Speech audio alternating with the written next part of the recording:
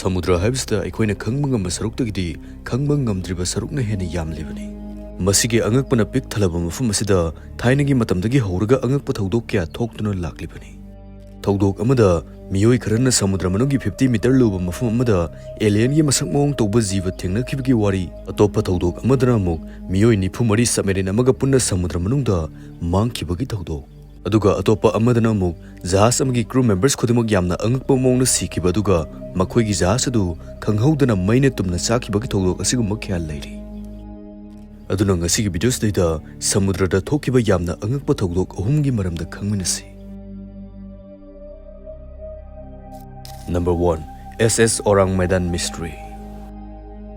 Matamadu 1947 gi matamne. SS Orang Medan hariba cargo ship asi magi regular journey amada salame. Masigi Dutch merchant vessel asi China romdagi laklaga Malaysia fauraga salamki. Samudra dusu ingna chingna dum leiramki tuga weather su normal condition ne. Adubu ikhang khangudana Strait of Malacca hek yorokpaga yamna angakpa thaudok ama thokhi. Matamadu manakta leiriba jahasingda SS Orang Medandagi emergency signal kya phangki. Message aduda Orang Medandagi nupa amana yamna kibagi khonjelda jahas adugi officers amdi captain su loina sikre aisu soidana sirani haina hairaki. Aduga ngayaki matungda amukka nupa aduna mahaksu sigadawre haina aroiba oina hairaki. Madugi matungda radio du tumina laikre amadi kanamtagi makhol takhidre. India ki khwaidagi pamnaba platform most play Bengali actress Manunggi sarkarna represent tawba asigi maramda khangminase. Hojik IPL gi matam asida jili game de spin tawraga hafta khudingi iPhone iPad phangbagi chance lobiyo. Most play sida IPL gi achawa prize pool kya su leiri. Yamaha bike, Realme mobile, Apple Watch, TV amadi atai de gift fanyam leigani. Join tawbada rapid bonus 500 phangani. Most player sign up tawraga promotion section da changlaga promo code spin one ase seasonaba matamda 100% welcome bonus phangani. Phone Pay, Google Pay amadi bank transfer amekta seasonaraga deposit amna line tawbi ai. Facebook ta review tawbu matamda 200 amadi refer tawbu matamda 1200 chu phangani. Comment the page link asida register tawraga most play apps download tawraga 500 rupees claim tawbiyo. Asumna khwai nakna leiriba Silver Star haiba jahas asina yamna thuna Orang Medan tamna lakhi. Makoina Orang Medan yarokpa matamda jahas adu ichik chiklaga leiramki. Jahas adu samudra maya eduda thawai yaudrba hakchang amagum masi lengdana leiramki. Asumna Silver Star gi miyoi sing aduna jahas adu da kakhalaga yengma matamda yamna angakpa maongda leiramba thengnaki. Miyoi sing adu gi hakchang adu mafam da taraga leiramki. Miyoi khudingmaki mamit adu loina panglammi aduga sidringaida yamna akiba ama ubagi saktam aduda leiramba thengnaki. Kara amana makhut adu thangkalaga karigumma ma tanthoke tawbagi maongda leiramki. Miyoi ba khak natana jahas adu yarokpa hui fawwa chap manana akiba ama uraga sibagi maongda leiramba thengnaki. Duga masida yamna ngaklibasina mafum aduda karigumma khana chenaba natraga asokpagi mami amata taramde. Jahas adugi potsai machines controller amadi documents singsu mafum chana loina leiramki. Adubu jahas adugi miyoi khudimak sikhrabanina thaudok asigi matangda karisu khangmadi ngamlamde. Madugi matung Silver Star na Orang Medan asi chinglaga puraknaba honaringida khanghaudana jahas adu maikhu karakhi. Duga khanghaudana karigumma ma pokhairatuna jahas adu maina tumna chakhi. Asumna samudra manung aduda lupkhiduna miyoi amata hinghaudaba khang natana thaudok adugi maramda evidence amata leihaude. Thaudok asi kamdauna thokkibano haibasi ngasi mystery ama oiri. Miyoi kharana masi jahas aduda chemical toxic gas amana santorakpadagi miyoi sing adu sien kibani haina phongdokhi. Khara amana mung masi paranormal activity amani haina thajanai. Duga atopa kharana mung masi military gi secret mission amani haina thajanai. Adubu karambana asumbana haibadi sapsaba pakhum leite.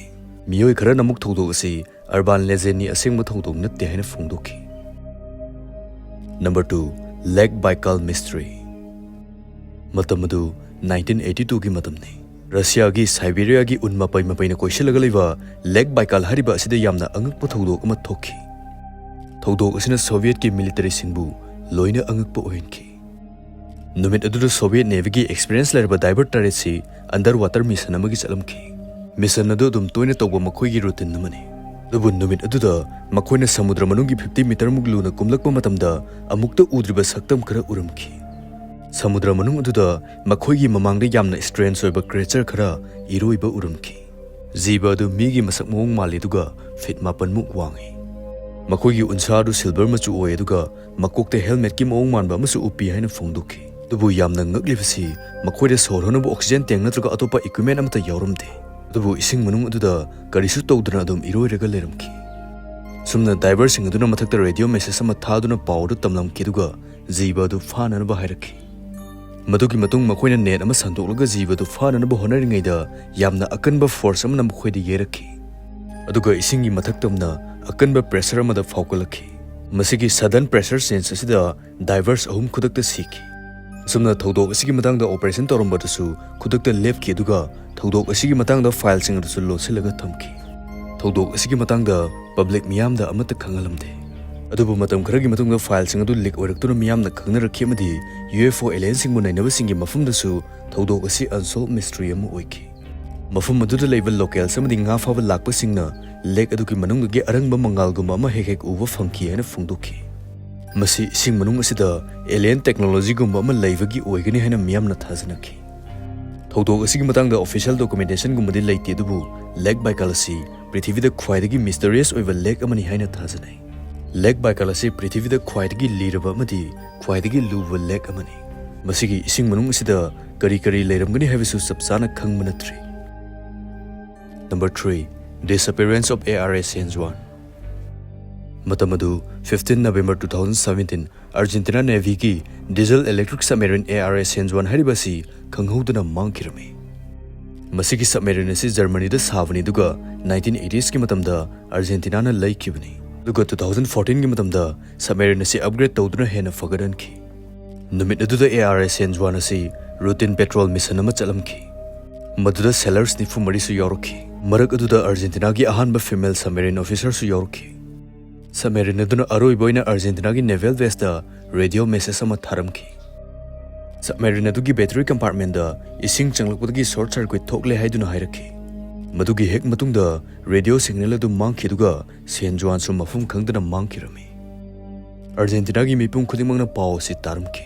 Aduga tonga tonba country tarahumdo ki navy singna submarine adu thibada mateng pangki. US, UK, Brazil, Chile amadi atai atopa country kya su search operation adu da saruk yakhi. Adubu hapta amaina thirib fawda karisu fangding amlamde. Madugi matung November 21 da report ama lakhi. Karigumba pokhaiba manba sound wave ama ising manungdagi record tawkhi hain phongdokhi. Sound wave adu San Juan ga radio signal tanakhiba adugi ngahak leiraga record tawkhibani. Maram asina San Juan asi Samudra manung aduda pokhairam lagani haina thajanarami. Sahi ama chupna search operation tawkhidubu karimata fangbading amlamde.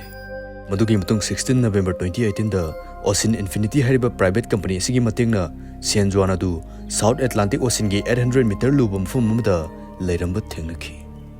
Mafum asi submarine adugi aroiba radio signal fangkiba mafum adugi makhadani. Submarine adu saruk ohum thokna kairaga taramki.